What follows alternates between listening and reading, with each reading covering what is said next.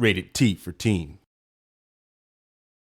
Hello ladies and gentlemen, and welcome to the Mega Dungeoneering Guide. This is a fairly in-depth guide, mainly aimed at kind of new and returning players in regards to what are dungeons in Rift, how do they work, how can I get the most out of them, how can I succeed in dungeons, and all importantly, how can I have fun in dungeons and all that stuff.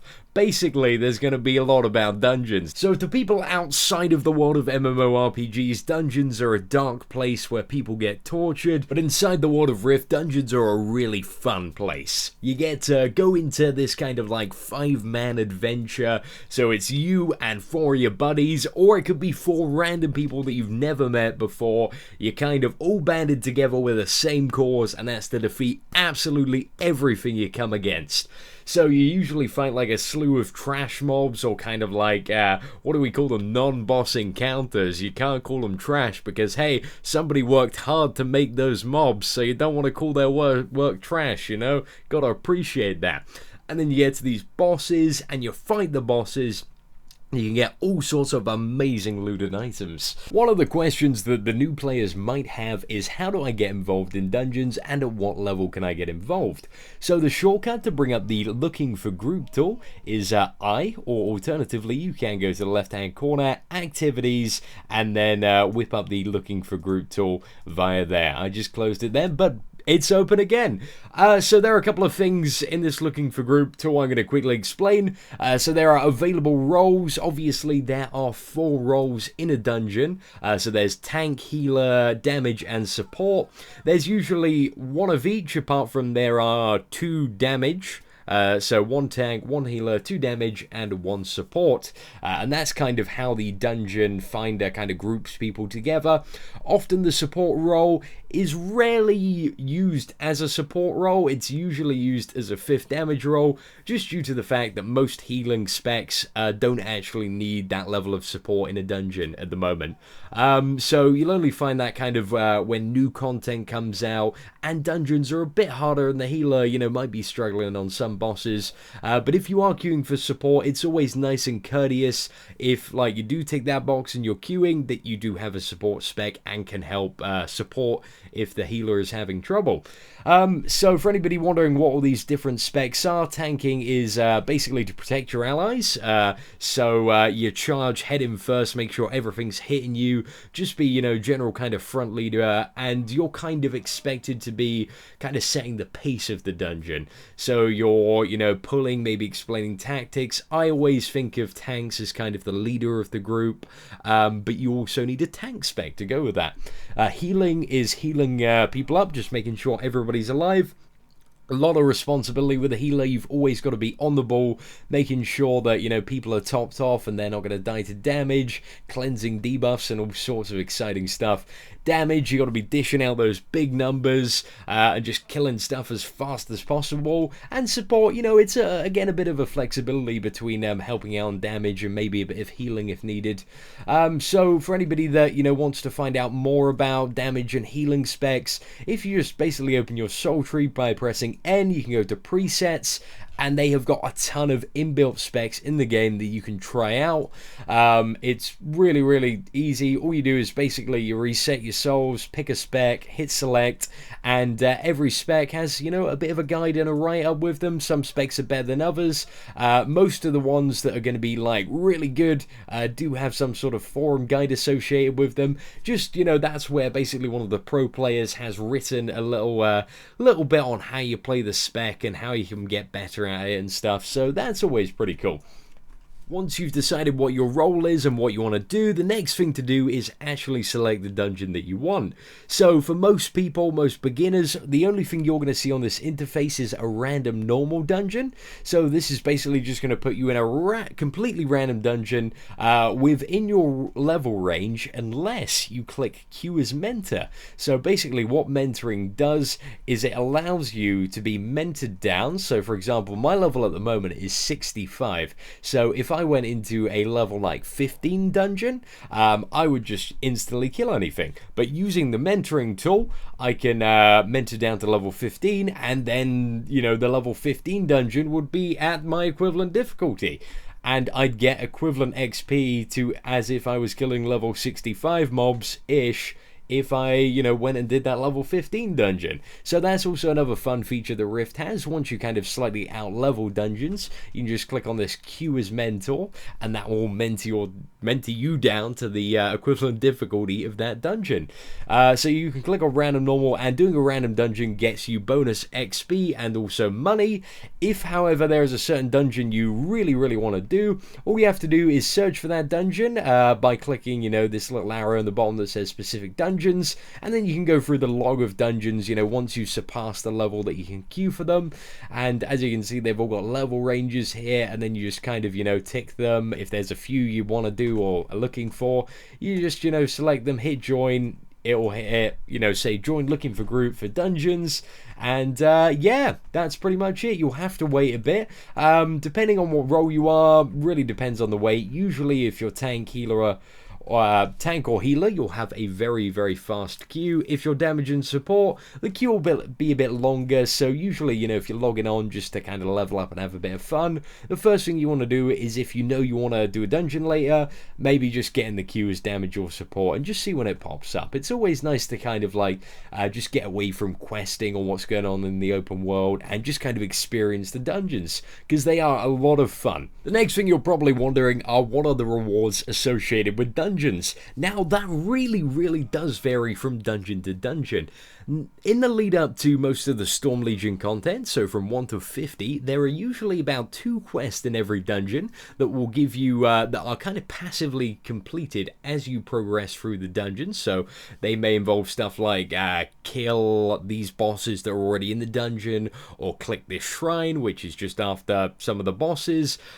So those are quite interesting and also very rewarding. So the first time you do a dungeon, while you're leveling up, you're going to get that experience for the quest, the item that's going to increase the power level of your character. In most cases, those items are going to be better than the stuff you find questing.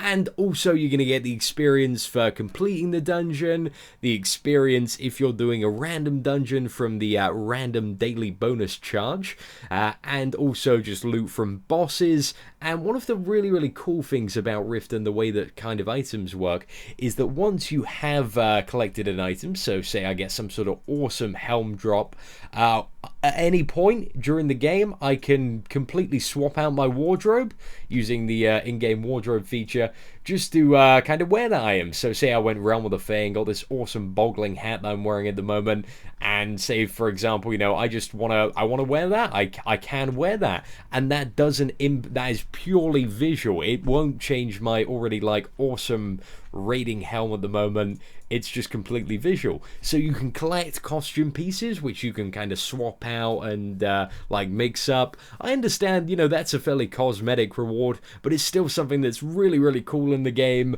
And it's one of the things that I really, really like about Rift, is just the flexibility with the wardrobe system. But I'll definitely leave that to another video. When you reach that grand old level of level 65 and start entering the endgame, one of the things that you're going to encounter, a bit into your journey and is going to be on the path of progression once you've kind of gathered that initial gear, is expert dungeons. Now, expert dungeons are like normal dungeons, but quite a bit harder.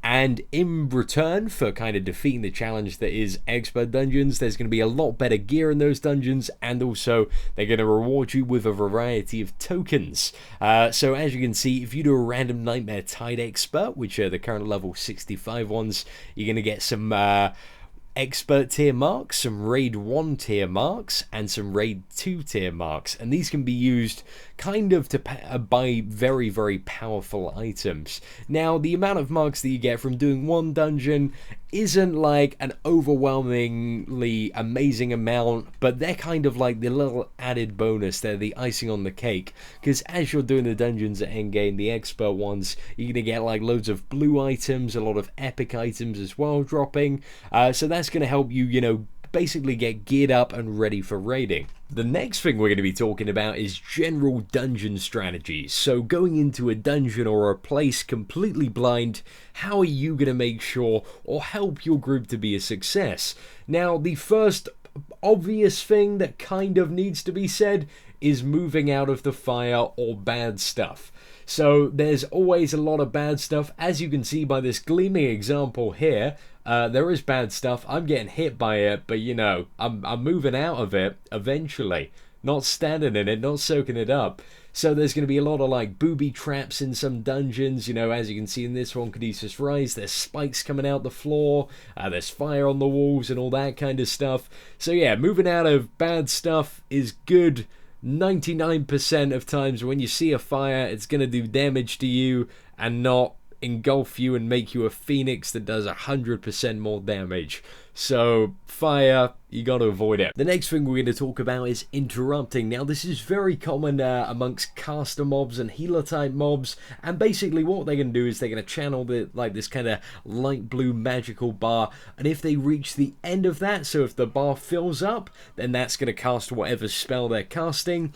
Most tanking specs and also DPS specs do have an ability that's off the global cooldown, which you can just press and it will interrupt whatever they're casting. Now, interrupts aren't really that important on trash mobs like you see here, but when it comes to the big bosses, it's really important that you get every interrupt that you can, because in a lot of cases that's going to mean less damage for your group, it's going to make the healer's life easier, and also, you know, sometimes it means that the boss doesn't heal and stuff. So basically interrupting, again, 99 times out of 100, it's going to be a really good idea to interrupt, unless everybody in your group's going, no, don't interrupt, but that will be an extremely rare scenario. Other not as common, but still quite common mechanics involve stuff like cleansing, which is basically when somebody gets some sort of purple debuff on them. You'll see it on the raid frames or in the party. This is usually the healer's job to press their cleanse button and remove it, because again, 99 times out of 100, it's probably going to be something bad. We also have purging, so a lot of the cleric specs, rogue marksman spec, warrior void knight, necromancer for the mage, and also dominator for the mage have an ability called purge, which basically removes like buffs from enemies. So if they have like some really bad buff where they're, for example, using like something like heat wave, where it increases their casting speed by 50%, so they're dealing double damage on like a boss fight or a trash mob like that, you might want to come prepared with somebody that can purge that, because that's just going to make, again, the fight or encounter a lot easier on the healer. The next thing I've put down is damaging stuff that needs to be damaged. Now this does really vary from fight to fight, and it usually takes you like a try or two to figure out what needs to be damaged. But for example, some fights the boss will go immune or take heavily reduced damage and summon some adds, or maybe an add will spawn that deals loads of damage and is very threatening. As you can see, this boss kind of like spawns a load of little adds and kind of goes almost immune to damage, so you just quickly need to nuke down a few adds to get rid of the damage reduction, and voila, the boss dies. You know, it's just varying on boss to boss, but it's a common mechanic, so just look out for additional stuff in the fight that may need to be killed quite quickly. The next mechanic is called line of sight. So some bosses possess extremely powerful attacks or abilities that if you get hit by them, you are going to die or just take so much damage. So the only way to avoid these abilities is to actually get out of the line of sight of the boss. So this basically means putting a wall between yourself and the boss. Like you can see, he's doing a big explosion. I hide behind the corner to avoid that explosion, and when that's over, just quickly come out and I know that I'm safe. So this again is a very rare mechanic, but it's always useful to be aware of your surroundings and kind of where you're battling. If there is like a really lethal mechanic, just kind of think, you know, maybe I might be able to line of sight this. Now, a couple more tips for new Dungeoneers. I'd probably say one of the most like crucial things to having a successful group is get some conversation going as soon as you're in the group. So, you know, if you've queued up with 4 random people, always introduce yourself with a friendly hey, hello, what's up dog, or basically whatever is your style of greeting. You know, it kind of helps break the ice, get some conversation flowing, especially if you're new to that dungeon. You can then kind of branch on and then ask the party, basically, you know, it's your first time here, I don't know any tactics, would somebody mind telling me like a couple of points about the next boss, what I need to look out for, and it can be a gateway into making friends, which is always fun. Friends are fun, yeah. And finally, I'm going to finish off this video with a few top tips for expert dungeoneers, so people who really want to kind of, you know, tackle the expert content head on. The first point I have here is get awesome at your class. You can use the in-game preset builds. Like, I would probably say a good 80% of these, especially when you get to end game, are pretty decent. They're gonna work. Like the ones that have forum guides, as I mentioned earlier, are going to be the better ones, and you can also, you know, go to the forums, read what all the top players are doing, and get really, really good at the class. And when you go into a dungeon, you're being a boss, you're being a thug, you're winning on the DPS, and your group's doing like all this sorts of good, and you're slaying dragons and all that stuff, you're just gonna generally have a better time than if you like go in there really unprepared with a build that you don't really understand. So find a spec that you enjoy, get really good at it, and you're gonna have a much, much better time. The next point I have is consumables. To make any run easier, you are going to want to use consumables. So that's stuff like power stones, oil stones, weapon stones, which will basically give you a solid increase to kind of your stats. So power stones, for example, give you more spell power if you're a caster. Weapon stones, more attack power. You can use stuff like vials to increase your kind of base stats. You can get more damage, you can get more healing, you can get more endurance.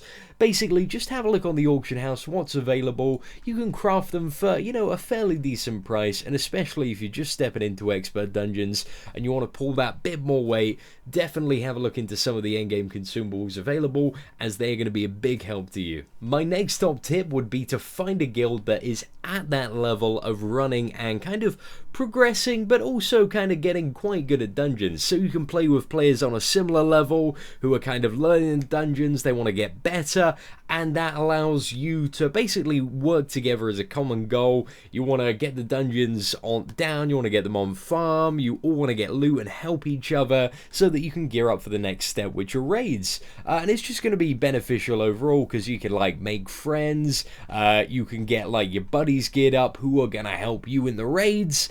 And also, you know, it's going to make the dungeons quicker if you want to farm more loot and stuff. And just overall, you know, a bit of a smoother experience. So I definitely suggest getting yourself in a guild, because, you know, that's what MMORPGs are all about, the massive multiplayer. Yeah, that's it, buddy.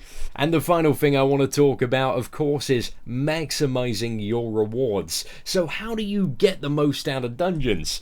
As you can quite clearly see, the endgame expert dungeons do reward an amount of currency. However, this currency can be increased, the amount of it you get, by a variety of various perks. So one of the added benefits, as well as being in a guild that you get the players, you also get the guild perk called Cash Finder, which gives you a 5% increase to all of the stuff that you get.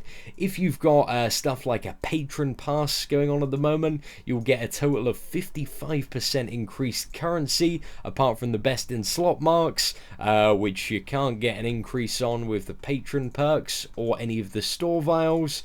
Again, if you're looking to just farm that base tier currency, so kind of like the non-best in slot stuff, you can use boost from the store. So like I would get some token tablets that would give me a whopping 160% increase to the currency, and that stacks a patron, and also the guild perk, and a couple of other things as well, just outside of this video, which are just crazy. So all of those bonuses combined, you can get literally a mega increase on the amount you're getting. We're looking at kind of like anywhere between about 230% to 260%, depending on, like, there are loads of factors like loyalty and stuff, the more kind of credits you spend in the game, because of course, you know, Rift is a free-to-play game, but they like to keep it reasonably fair and reward the players that contribute to the game with, you know, a bit more currency here and there.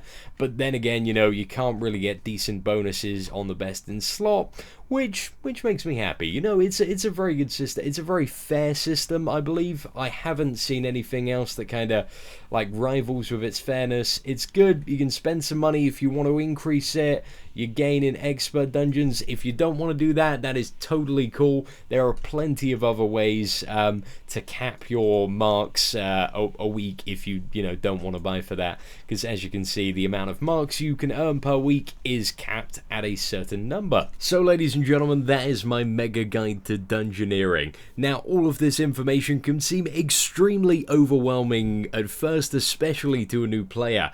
However, the advice that I can give you is just find a spec that you love, get stuck in, and do not be afraid of failing, because we all make noobish mistakes, we all fail sometime, but that's entirely part of the learning process. Don't let a few deaths get you down, just keep going hard at it, and do your best to have a fantastic time. I've been Seatin, thank you for watching this video. If you found it informative or in any way useful, please leave a comment below and let us know your thoughts on the video. Again, this is a very kind of experimental format at the moment, so we would love to hear your feedback on it. Do you want us to be more concise? Do you want us to explain stuff a bit more? Should we break it down into several videos? It's all up to you and your feedback. We are completely listening. Let us know what you'd like to see from future videos. But yeah, apart from that, have an absolutely great day, and take care.